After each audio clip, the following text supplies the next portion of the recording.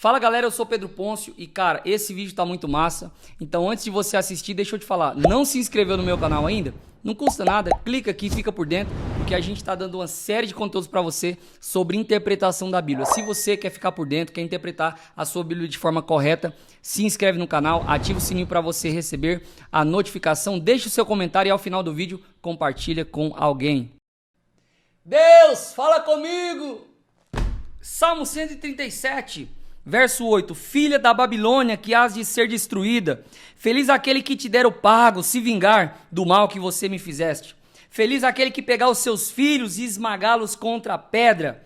Deus está me autorizando a ter inimigos. Deus está me autorizando a odiar.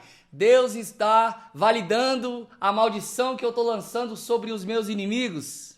Minha vitória hoje tem sabor de mel, tem sabor de mel, tem sabor de mel. A minha vitória hoje tem sabor de mel, tem sabor de mel, tem sabor de mel. A minha vitória hoje tem sabor de mel, tem sabor de mel, tem sabor de mel. A minha vitória hoje tem sabor de mel, tem sabor de mel, tem sabor de mel. A minha vitória hoje tem sabor de mel. Definitivamente não. Esse texto está dentro de um contexto e sem o contexto você não vai entender a mensagem de Deus para você. Então deixa eu te explicar. Esse texto do Salmo está dentro de um gênero literário de poema, que vai de Jó a Cantares de Salomão. Dentro do gênero literário de poema, o Salmo também existem canções, existem orações e existem poemas. O Salmo 137 é um salmo imprecatório. Imprecar significa amaldiçoar ou desejar o mal de alguém. Aqui existe um personagem que está angustiado e ele está fazendo oração a Deus. A gente percebe no verso 7 que diz assim: contra os filhos de Edom, lembra-te, Senhor, do dia de Jerusalém.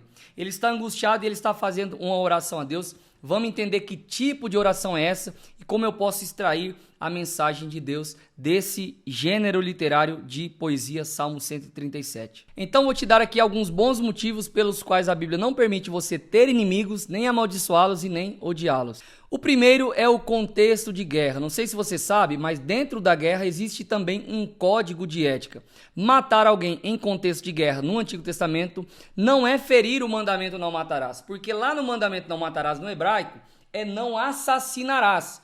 E matar em guerra não é assassinar. Matar dentro de guerra é guerrear. A segunda coisa é que eu quero que você entenda o nível de opressão, de angústia, de dor física e emocional, de tortura que o personagem do Salmo 137 está sendo submetido. Para você ter uma ideia, o contexto de guerra é o seguinte: a Babilônia, ela vem lutar contra Israel e monta um cerco na cidade e ainda chama a sua aliada Edomita, ou seja, a nação de Edom, ela é meia-irmã de Israel e ela se alia com a Babilônia para destruir a nação de Jerusalém. Imagina você dentro desse contexto de guerra, tá dentro de Jerusalém, os muros cercando a cidade e a nação babilônica fazendo um cerco. Fazer um cerco significa cortar suprimentos de água e de alimento, de forma que você recorre à sobrevivência, ou seja, comendo as vacas, depois os jumentos, depois o cachorro, depois o rato e depois finalmente você começa a comer uns aos outros no estilo canibal, porque você precisa sobreviver e o ser humano já está há tanto tempo vivendo aquele contexto de guerra. O nível de bestialidade, de irracionalidade e busca pela sobrevivência, que você já deve ter estudado sobre isso, aqui o ser humano pode chegar tão grande que as pessoas perdem a noção de relacionamento com Deus, de aliança com Deus, elas só querem saber de sobrevivência. Agora imagine que a nação judaica consegue passar por uma passagem secreta para ir em busca de suprimentos. A nação edomita capturava esses judeus, levavam até os babilônios. Sabe o que eles faziam? Empalavam. Você sabe o que é empalar? Os babilônios pegavam esses judeus, colocavam uma estaca de madeira no orifício do ânus e levantavam de forma que aquela estaca atravessava o corpo daqueles homens e eles morriam lentamente. Quando estavam quase morrendo, eles colocavam em catapultas esses seres humanos e lançavam para dentro dos portões da cidade para que aquele homem morrendo, doente, enfermo, pudesse contaminar as pessoas que estavam ali. Então esse é o nível de angústia emocional, psicológica que eles estavam vivendo dentro desse contexto. A terceira coisa é que o salmista está aqui tomando para si as dores de Deus.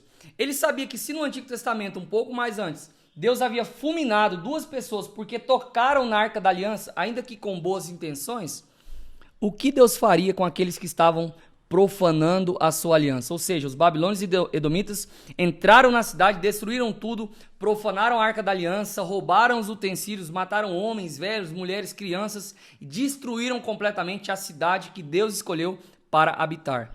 A quarta coisa é que o salmista sabia que aqueles que se constituíam inimigos da nação de Israel em Jerusalém eram necessariamente inimigos de Deus. Eles não eram inimigos pessoais, eram inimigos de Deus dentro da perspectiva de que Deus estava cuidando da nação de Israel e quem cuida de Israel é Deus e quem é inimigo de Israel é inimigo de Deus. Em quinto lugar, eles sabiam que havia uma aliança de Deus com Abraão e aqueles que amaldiçoavam a nação de Jerusalém estavam amaldiçoando Abraão e Deus disse: eu amaldiçoarei aqueles que te amaldiçoarem. A nação da Babilônia e dos edomitas já estavam debaixo de uma maldição. O salmista não está amaldiçoando, mas declarando que eles já estavam amaldiçoados. A sexta coisa é que pegar os seus filhos e lançar contra a pedra ou esmagá-los na pedra era uma expressão comum utilizada para colocar fim à sua descendência. Eles estavam declarando que por essa nação ser inimiga de Deus, diante da aliança que Deus havia feito, Deus os exterminaria da face da terra. E isso aconteceu durante a história. O Império Babilônico caiu e também a nação edomita foi destruída para que se cumprisse a promessa de Deus. O pecado tem que ser executado com morte. O salário do pecado é a morte. E a sétima e última coisa é que esse texto está no Antigo Testamento. E o Antigo Testamento está na Bíblia para ser interpretado à luz do Novo. É o Novo que interpreta o Antigo. Então, para que eu compreenda a mensagem de Deus aqui, eu preciso entender o que é que Cristo na Nova Aliança me ensina acerca desse texto. E a Bíblia, Paulo, Jesus vai dizer para a gente: ei, abençoe aqueles que vos amaldiçoam, ajudai aqueles que vos perseguem. Minha é a vingança, diz o Senhor, e eu retribuirei. Mas se o teu inimigo tem fome, dá-lhe de beber. Se o teu inimigo tem sede, dá-lhe de comer. Minha é a vingança, diz o Senhor, e eu retribuirei. Mas se o teu inimigo tem fome, dá de comer. Se o teu inimigo tem sede, dá de beber. Se ele está nu, veste ele. Abençoai aquele que vos persegue e não amaldiçoai. Novo Testamento é o seguinte: não existe inimigo. Então, Pôncio, eu não posso colocar debaixo do meu joelho para amaldiçoar aquele irmãozinho que está me perseguindo lá na igreja? Não pode.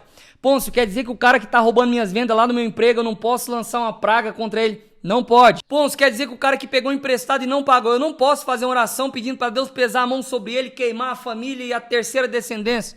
Não pode, não existe inimigos do Novo Testamento. Essa é a proposta da Bíblia, essa é a interpretação desse texto dentro da estrutura do gênero literário. Então, se você gostou disso, escute. É importante você fazer isso com todos os textos da Bíblia. Abrir um texto, olha para o gênero literário, começa a interpretar dentro do seu contexto e tirar daqui a mensagem que é isso sim, o que Deus quer transmitir para você. Pôncio, já olhei o texto, já coloquei dentro do gênero literário e agora eu quero extrair a mensagem de Deus para mim. Existem várias. E a mensagem mais incrível aqui é: Deus se vinga, ou seja, Deus executa a sentença do pecado em alguém. A nossa, ele executou em Cristo Jesus. Se a nação edomita e a nação da Babilônia entendesse isso e aceitassem essa verdade a partir da nação de Jerusalém e confiassem na promessa de que Deus mandaria o Messias a partir dos sacrifícios, eles então se salvariam. Mas como se rebelaram contra Deus, Deus executou a morte neles. A nossa morte foi executada em Cristo. É incrível olhar para o Antigo Testamento e saber que essa oração é a seguinte: Deus, eu sei que o Senhor vai se vingar, mas obrigado por pegar a minha vingança e depositá-la em Cristo. Cristo foi morto para que eu pudesse viver. Essa é mais uma mensagem extraordinária que a gente pode extrair daqui do Salmo 137. Então, para resumir, dentro do gênero literário, Salmo imprecatório não é um salmo que valida você ter inimigos, muito pelo contrário. O Novo Testamento já disse que não existe inimizade, não existe inimigos mais. Sabe o teu inimigo? Pega ele e transforma em um amigo. Deus abençoe. Galera, então é isso. Muito obrigado por assistir esse vídeo até aqui. E mais uma vez, cara, você assistiu até aqui, não custa nada você se inscrever no canal. Nós estamos gerando uma série de conteúdos como esse e você precisa fazer parte disso. Então se inscreve, ativa o sininho para você receber as notificações, deixa o seu comentário e compartilha com alguém esse vídeo, porque tenho certeza que você vai edificar a vida dele. Até a próxima!